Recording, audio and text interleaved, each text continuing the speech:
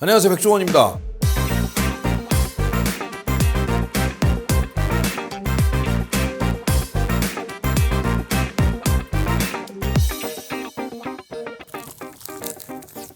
이거 말 오늘은 지난번 만남의 광장에서 선보였던 건데 문의가 되게 많아서 제육볶음인데 그냥 제육볶음이 아니라 대파 제육볶음. 주인공 집어넣자. 네, 없이.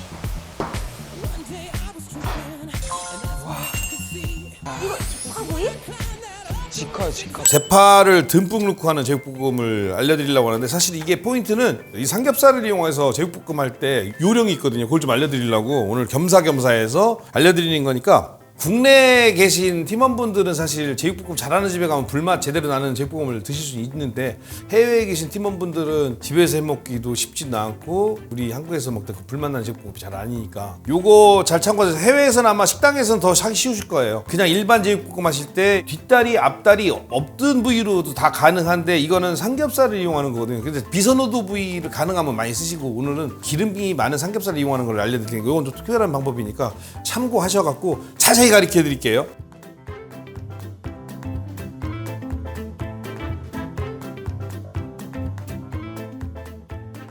일단 삼겹살 있으셔야 돼요. 이거는 앞다리 뒷다리 쓰실 거면 앞다리 쪽에 기름이 좀, 지방이 많이 이렇게 두툼하게 붙은 걸 갖다 잘라서 쓰시면 돼요. 지방이 많이 나와야 되는 거거든요. 그거 쓰시면 되고, 나머지 재료들은 똑같아요. 설탕, 고춧가루, 간장, 물은 이건 이따 참고로, 그 다음에 깨소금, 그 다음에 후춧가루, 대파. 만약 일반 제육볶음은 대파 외에 양파, 당근, 뭐 호박, 고추 이런 거 다 들어가겠죠. 근데 요거는 대파만 들어가니까 매운 고추하고 마늘 듬뿍. 요새 마늘 싸니까 마늘 좀 많이 드시고, 저를 믿으시고 대파 듬뿍 넣어서 대파 제육볶음 한번 해드세요.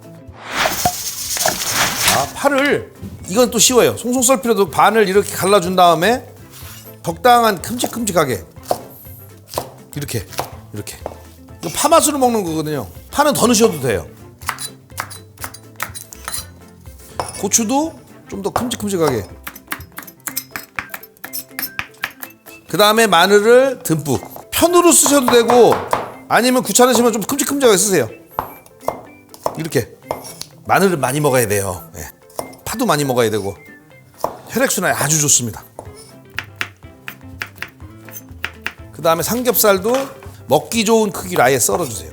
근데 좀 이거는 좀 큼직큼직하게 쓰는 게 좋습니다. 이렇게. 생각보다 큰데, 네, 맞습니다. 그렇게. 그 다음에 치아가 안 좋으신 분들은 오돌뼈를 빼주세요.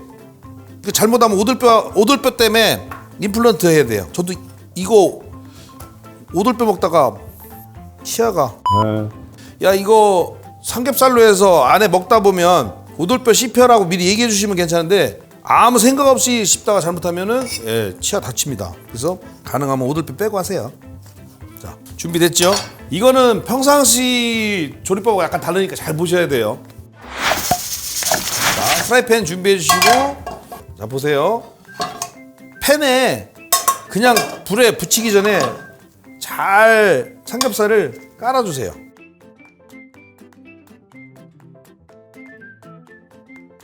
저도 이거 귀찮아서 잘 안 해 먹어요. 근데 하면 만족도는 엄청나지.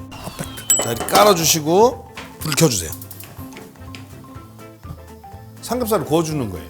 근데 보시고, 만약에 팬에 따라 달라. 팬이 너무 얇거나 불 조절을 잘 못하시면, 너무 지금 세게 안 해요, 일부러. 너무 센 불에 해버리면 기름이 나오기 전에 타요. 근데 저를 믿으시고 불을 약하게 해서, 저는 이거로도 하지만 중화팬으로도 하거든요. 골고루 살살 구워주시는 거예요, 이렇게. 언제까지? 기름이 충분히 나와서 자기 기름에 튀겨지듯이 자글자글자글 할 때까지. 지금 기름 안 넣었어요. 그래서 식용유 감량을 안 해드리는 거예요. 기름이 안 나올 때는 식용유를 쓰는 거고, 그리고 같은 삼겹살이라고 하더라도 이렇게 냉장 삼겹살일 경우는 기름이 잘 나옵니다. 근데 냉동 삼겹살을 쓸 경우 기름이 잘 안 나와요. 그러니까 그때는 마중물처럼 기름을 조금 들어주면 그 기름에 튀겨지면서 자기 지방이 쭉 나와요. 여기에 만약에 삼겹살이, 집에 갖고 있는 삼겹살이 좀 두껍다 그러면 밑간 살짝 하세요. 이렇게 구우면서 소금하고 후추를 이렇게 해서 보면 기름이 어느 정도 나오고, 한쪽 면이 잘 익었다고 싶을 때 한번 뒤집어서 이렇게 보는 거예요. 이렇게 살짝. 아유, 맛있게 익는다. 그렇죠? 이럴 때 기술 좋은 사람은 한꺼번에 뒤집을 수 있어요. 이렇게 봐서 딱 붙은 거를 거의 많이 뒤집어지죠. 이렇게 뒤집어서 다시 잘 배열하는 거예요. 뒤집은 다음에 기름이 충분히 나왔을 때 마늘을 넣어주세요. 이 돼지고기 기름에 마늘이 튀겨져야 맛있어요. 처음부터 넣으시면 마늘이 밑에 깔려서 잘못하면 마늘이 타요. 그러니까 한번 뒤집은 다음에 그 다음 면 익힐 때 마늘을 넣어주시면 돼요. 자, 여기서 이제 고민. 이 기름을 먹을 것이냐 뺄 것이냐. 빼겠습니다. 근데 너무 기름이 없으면 또 맛이 없으니까 기름 좀 조금은 남겨놔야죠. 그렇죠? 자, 기름 조금 남았죠? 그래놓고 다시 볶아주는 거예요 이제. 자, 그냥 먹어도 될 정도로 아주 좋죠. 요게 포인트입니다. 이걸 잘 하셔야 돼요. 여기서 삼겹살이 노릇노릇 익어야 돼. 그냥 바로 소금 찍어서 쌈 싸 먹으면 되겠다 싶을 정도로. 그리고 마늘은 남은 기름에 이렇게 같이 볶아주면서 잘 보세요. 이제 이게 포인트예요. 이 다음에 파 넣는 게 아니라 제일 먼저 해야 될 게 뭐냐면 설탕을 골고루.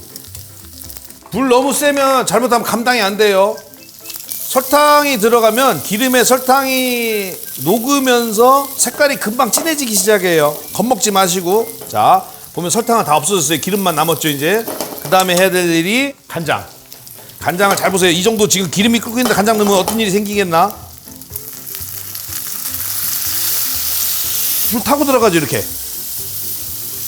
엄마 없을 때 해야 돼요. 연기. 그럼 엄마한테 뒤지게. 이걸 얼마나 잘해주냐에 따라서 불맛이 많이 들어가는데 그냥 못하면 그냥 이렇게 놓고 기다리세요. 이렇게. 자, 불맛 충분히 들어갔죠? 이 상태에서 이제 나머지 재료들. 자, 간장 지글지글 끓고 있죠? 파. 여기에 필요한 게 뭐라고? 고춧가루. 고춧가루 한 가지든 두 가지 골고루 섞어서. 자, 여기서 이제 문제가 발생하죠. 이래 버리면 봐요. 양념이 잘 안 밴다고요. 그렇죠? 파가 수분이 나오면 숨이 확 죽어서 안 되죠. 그러면 이때 쓰기 위해서 물을 준비한 거예요. 물을 이때 물을 넣어주고 나서 그렇죠? 기름이 돌면 안 돼요. 수분이 돌아야지. 기름이 돌면 실패한 거에 물을 좀 더 넣어주면 돼요.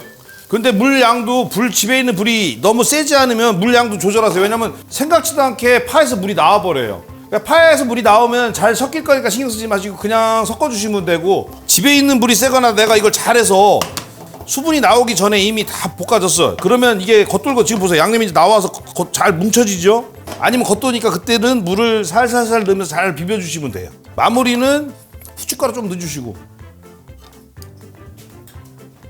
그래도 명색이 제육볶음인데 참기름은 넣어야지. 참기름 살짝.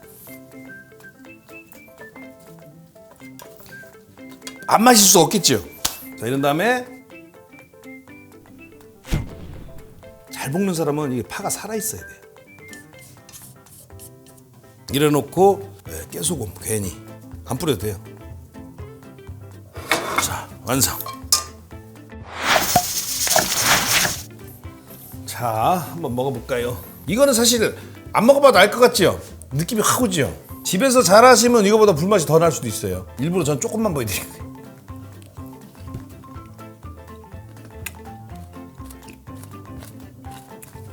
스스로가 이거 너무 대견스럽죠? 밥을 먼저 전 밥부터 올리고 그 다음에 고기를.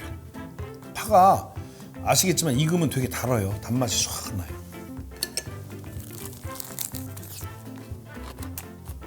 이거 맛있어. 쌈이 좀 부실하다, 그렇죠? 쌈은 쌈밥집, 원조 쌈밥집. 쌈장 올리고, 역시 쌈에는 생마늘이 있어야 돼요. 참 우리나라 웃기죠? 마늘 넣고 시커 볶고 마늘을 싸서 먹고.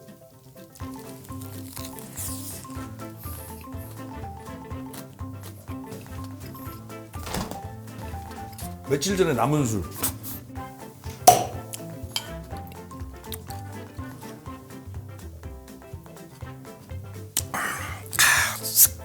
제육볶음에 또 다른 맛이지. 이게 쌈 싸먹는 게 아니라 제육에 싸먹는 밥. 김치가 필요 없어요. 파면 돼, 파. 파 맛있다.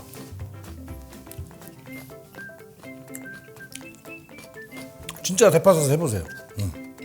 요새 대파 싸요. 이렇게 드시면 불맛하고 대파의 단맛에 흠뻑 빠지실 거예요. 맛있게 드세요.